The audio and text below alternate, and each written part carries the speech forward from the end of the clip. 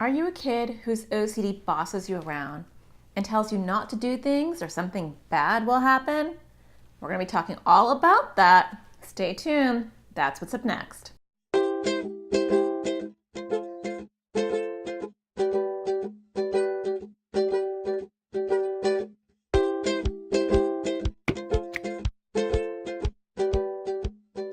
Welcome to another episode of Ask the Child Therapist, Kids Edition.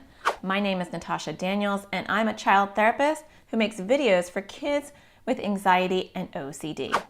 OCD loves to bully you, but for some people, one of the ways OCD will bully you the most is it will make you feel like you have some sort of power to either prevent or cause things to happen. Let's talk about that. This type of OCD tactic that your bully takes can happen for people who have all sorts of OCD themes.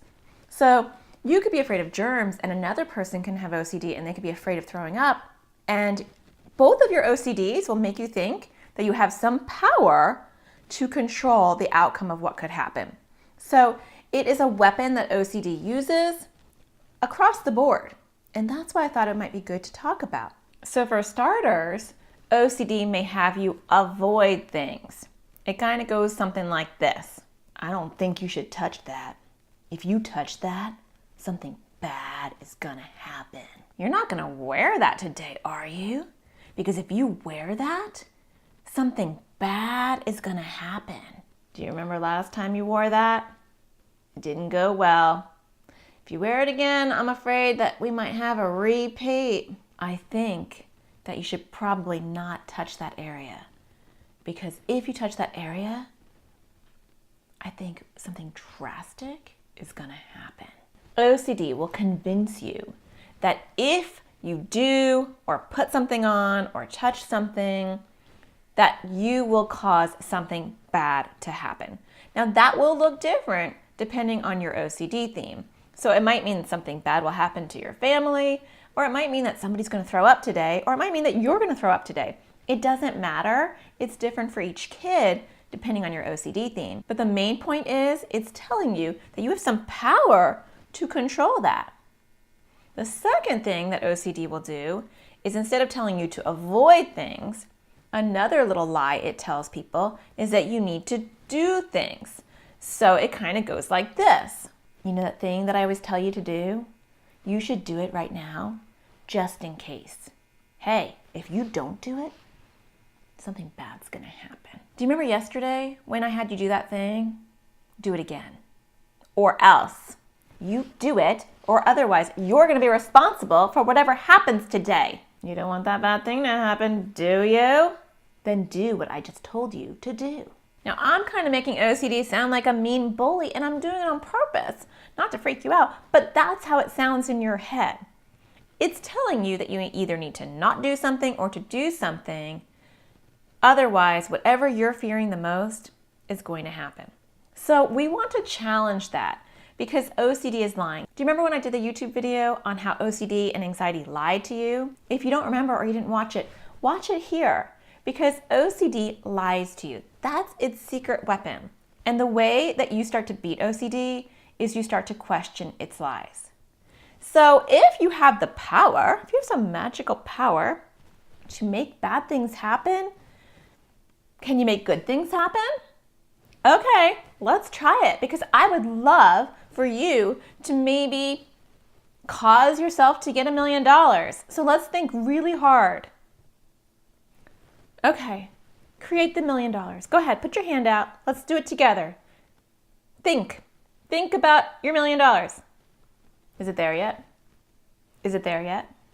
Did you make it happen? So why can you only make bad things happen, but you can't make good things happen? Does that make any sense? If you have the power to cause bad things to happen, or you have the power to avoid bad things from happening, why can't you make good things happen? Why can't you avoid bad things from happening? That doesn't make any sense. Of course it doesn't, and you know that because OCD doesn't make sense. But we want to push back at it. Because OCD will make you feel, and I use this example a lot in my practice, it will make you feel like you're on a cliff. And that if you take a step off that cliff, you are going to fall all the way down to the bottom. But that's a complete lie. So OCD will say, you need to tap that 3 times or you're going to fall off that cliff. You need to not wear that shirt that's hanging in your closet or you're going to fall off that cliff. When in reality, if you stepped off that cliff, the lie that OCD is giving you, you're going to fall right down to the next ledge because there's a ledge right under you. You just can't see it. That's how OCD lies to you. It makes you think that all these horrible things are going to happen and you believe it because that's your view. But if you take a risk and you step off the ledge, you're going to hit the next step because there's a little ledge right below you. Does that make any sense?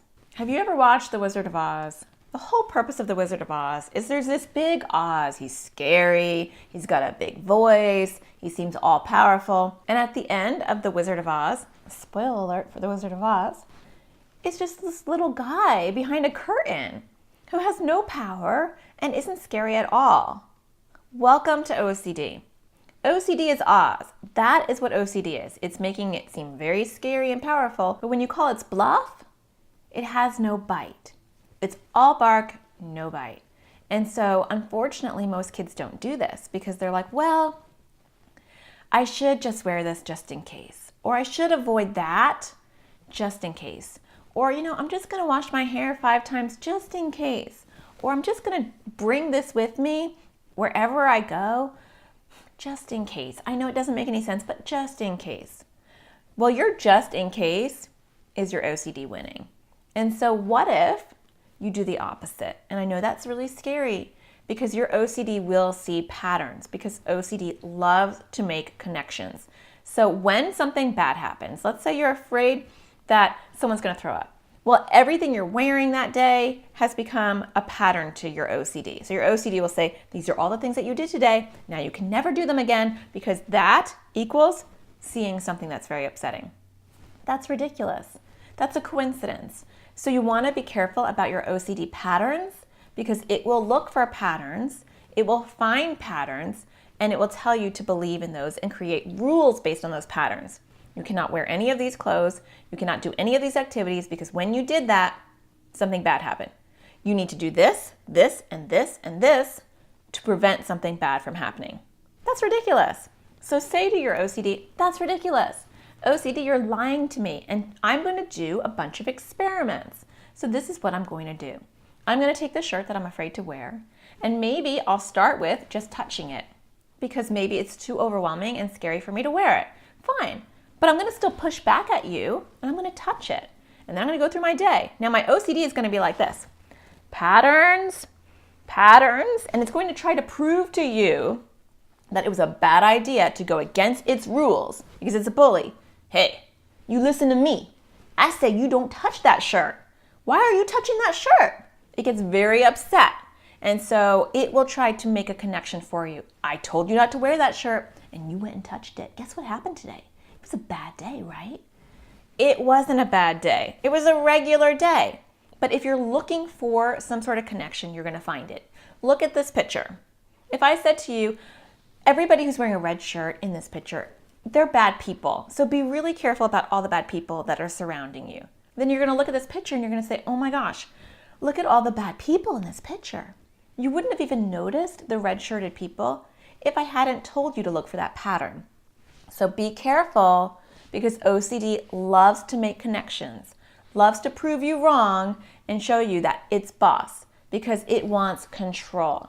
So take back control, question the patterns, and take one little baby step at a time.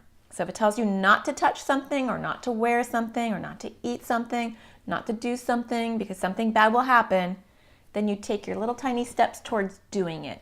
You don't have to do it overnight, but just take one step at a time. Touch it, taste it, wear it, do something in small little steps. If it tells you to avoid something, then you want to move closer to it. And I know that can be scary. If it tells you to do something, then you want to not do it. If it says tap here before you leave the house, then you want to say, I don't have to do that. Maybe if that's too hard, then you tap once instead of the number it wants you to tap. Whatever you want to do, you just want to take small little steps away from your OCD bully instead of towards it. I hope that helps. I know it's so hard. I'm just trying to give you ideas to at least start fighting it back. you find the sparkle in everything you do, and I will talk to you next Thursday.